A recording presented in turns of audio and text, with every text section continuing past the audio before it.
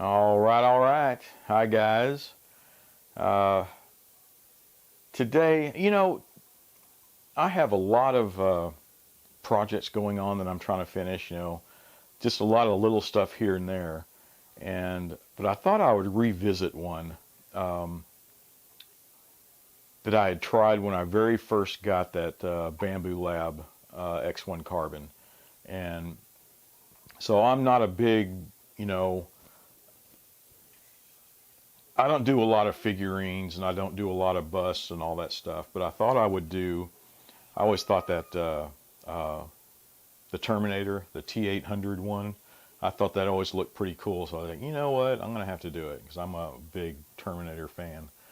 But uh, but when I did it and I looked at the top, I could see the rings from the layering, right? The rings on the top of the skull. And I got onto a forum, I believe it was on Facebook, and I popped that question, like, what is it, how do I get rid of this stuff, I thought I'd ask, it would be trial and error if I did it, anyway. But it came up with a bunch of feedback, a bunch of answers, and one of them, it was,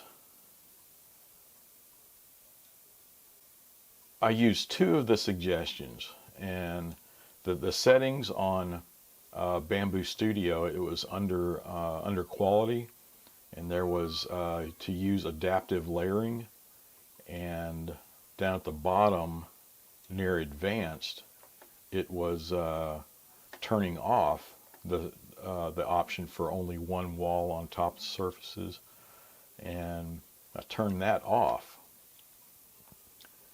And when I came back and printed it, it came out really, really nice. You can really see the difference. I mean, there is still a little ringing that you see, but not near what it was, right?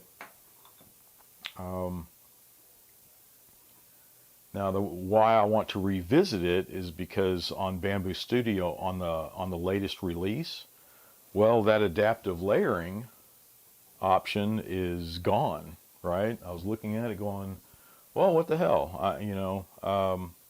so I went through. It's like, you know what? I'm gonna print off another one, and see what it does, just on the normal print, and then just using, just turning off that only one wall on the top, right? So I turned that off, and I just wanted to see what it was going to do. So there's the previous one where this is using adaptive layering and no turning off the single layer on the top. And you can see where it really made a difference. This was the original prints right here. Now this one, this was the normal print at 0.2 millimeter layer thickness. And you can see the rings there. If you can see it from the different angles. And this one, this one was the 0.2 millimeter layer with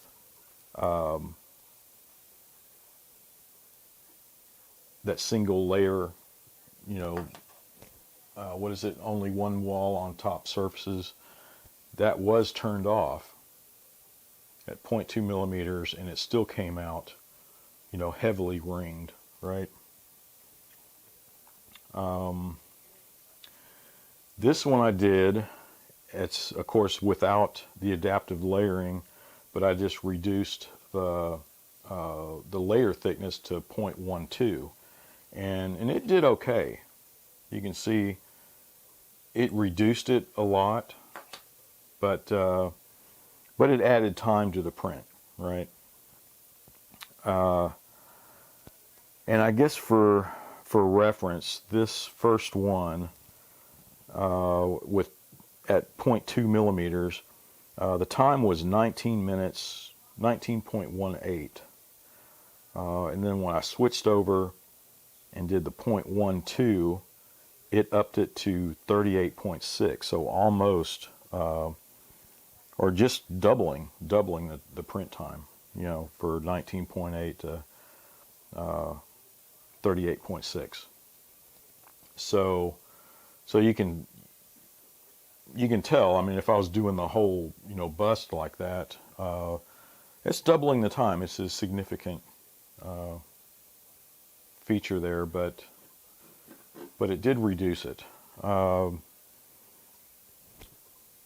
basically, that only one wall on top surface really didn't do anything for that. So I decided, you know what? I have other printers here. I think I'm going to try them out. I have some prints on an Ender 3 and some on an Anycubic. Now both of these samples here, well, let's see, these were done on PLA. The ones I did on the X1 Carbon, these were just a generic PLA setting. On the Ender 3, this is PLA carbon fiber, and on the Anycubic was just another PLA. And when I took a look at it, and I call this like a standard, you know, just setting it up with a 0.2 millimeter layer, and nothing special about it, right? And you can see the rings on it.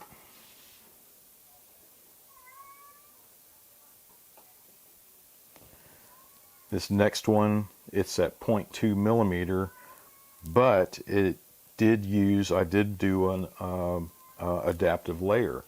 So when you take a look, now I used Ultimaker Cura. I used this on both the Ender 3s and the Anycubic. And if you see down here under experimental, well, there is a use adaptive layers. And let's see, and if you scroll down, so there are some choices here that I haven't tried. I just used the generic use adaptive layers, but they have maximum variations, adaptive layers, variations, step size, blah blah blah. So I haven't tried those yet, but so you can see I did try that on this sample, and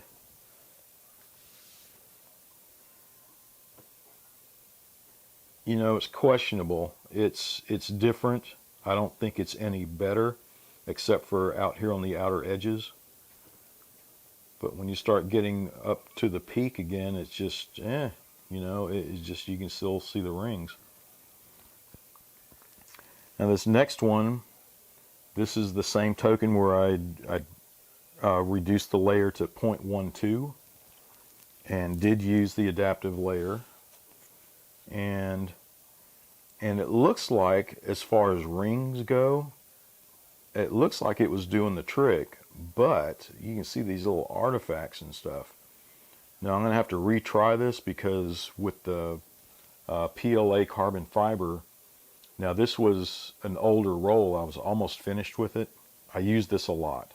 I really like this stuff, but I think it needed to be dried out. But I went ahead and printed this off, and because I've seen on other prints where it was starting to leave artifacts, so I'd go and dry it out, use it again, and they were gone, right?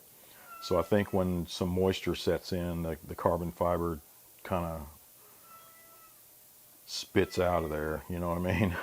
And I guess it really showed up with the 0.12 layers. But now on this sample set, this was done on an Anycubic, and you can see it's regular PLA, real glossy finish. But this is the standard one where it's 0.2 millimeter, nothing special. This one was at 0.2 millimeter with adaptive layer, and you can see where it was starting to bubble up here too.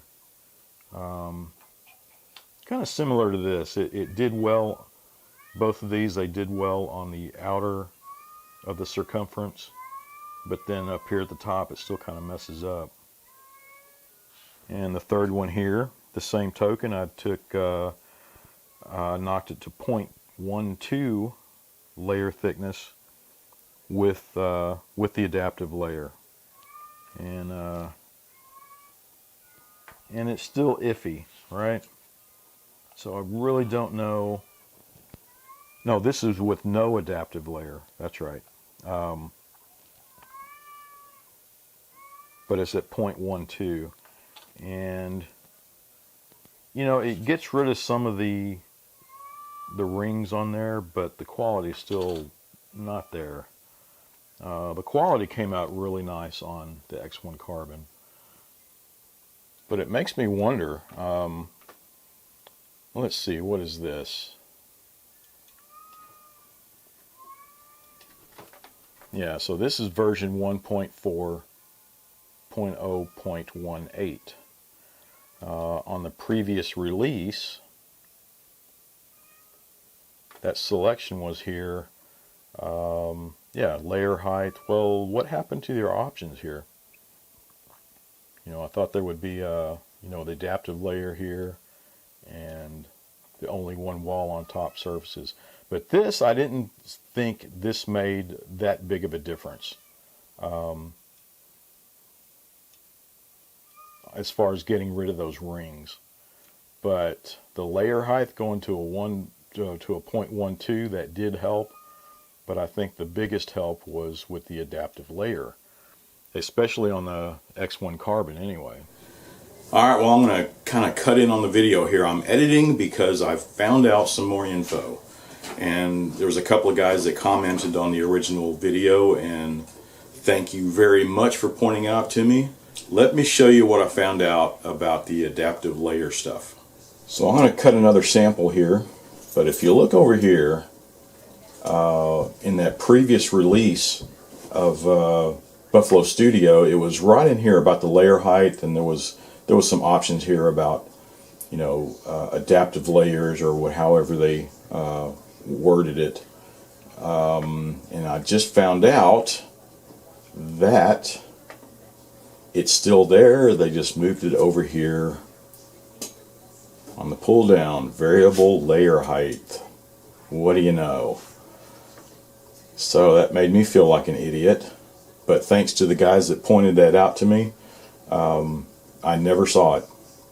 So I'm going to experiment with this, use adaptive layering, and I just got to play around. I don't know, you know, to what extent this will go, quality and speed.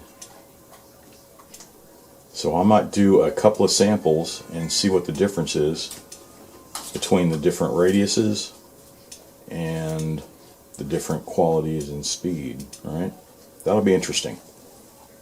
Yeah, so thanks for the feedback. Let's I'll print these off. We'll take a look at the samples and see if it does as good as before, and see if it outperforms my slicing on Cura. Their adaptive layers, but this worked before. Let's try it again. So here are 3 samples. I could have done more, but I think this gives a good idea of what's going on. So this first sample, you know, comparing to the others, this one was just clicking on the variable layer height, but making, you know, no big drastic changes on it. And you can see it did okay. You know, it still has that very top, the little crown on it. This one I did variable layer height and combined it with, what was it, ironing. And I don't think it did any better, and it gave some very visible rings additional to it. It just seems uneven. Like, yeah, it's just kind of a strange reflections on it, you know. You can see all that.